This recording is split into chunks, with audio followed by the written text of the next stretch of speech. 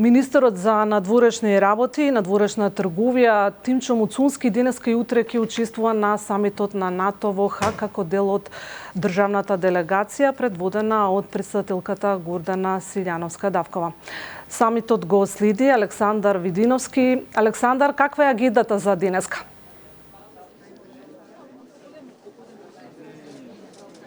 Главните состаноци ќе се случуваат утре овдека во Хаг и главните сесии на лидерите на земјите на членки на НАТО.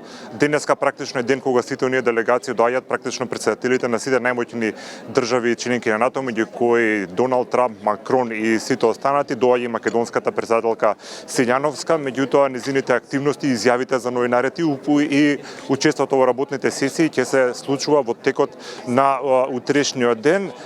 Да започнеме со информација која што можеме многу ги интересира гледачите, а тоа дали ќе се оствари најавената средба или можноста за средба помеѓу македонската претседателка и бугарскиот премиер. Засега од кабинетот на Силјановска вела дека во овие моменти се уште не е потврдена таква средба.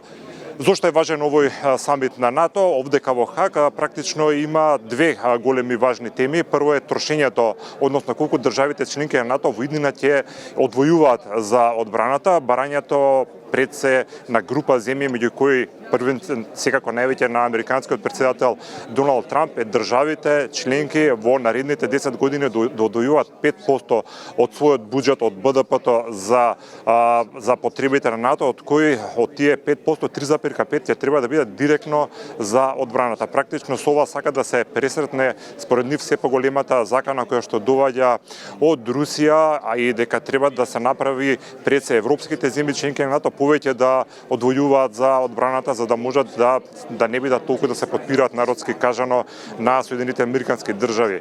Ова практично доаѓа моменти кога во светот има големи потреси. Тука пред се мислам за војната помеѓу Израел и Иран, каде што се уклучи американците, меѓутоа и за војната во Украина. Сите аналитичари, анализирајќи го овој самит на НАТО, велат дека има два аспекти кои што ќе треба да се потврдат.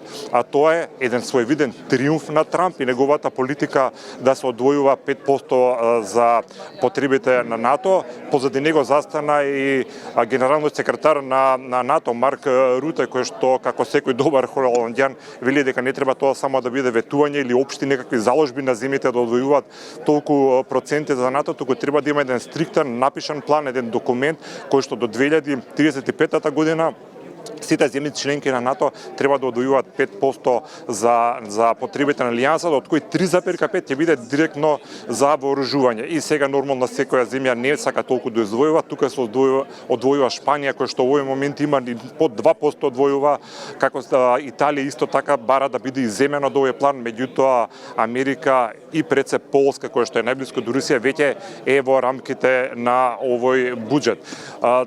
Ќе видиме какви пораки ќе испрати и македонската претседателка која што тука е со министерот за надворешни работи Тимчо Муцунски. Од агендата која што ја знаеме, претседателката Силјановска денеска ќе има прием кај холандскиот крал Александар, потоа се предвидени некакви билатерални следби, меѓутоа сите изјави за новинарите ќе бидат дадени во текот на утрешниот ден. Што се однесува до безбедносните мерки овдека во Хаг се навистина можам да кажам фантастични, имаше интересни коментари кои што велат дека Марк Руте како во својство на премиер на Холандија до пред една година токму тука во Хаг се возеше со точак и јадеше јаболко, меѓутоа сега целиот град е буквално опколен и од полиција и од војска, се комплетно е регулирано на плажите на Шевенинген. Во текот на вчерашниот ден можевме да видиме и војни фрегати кои што патролираат, а во текот на целата ноќ ги слушавме борбените авиони на НАТО како патролираат во околу Хаг.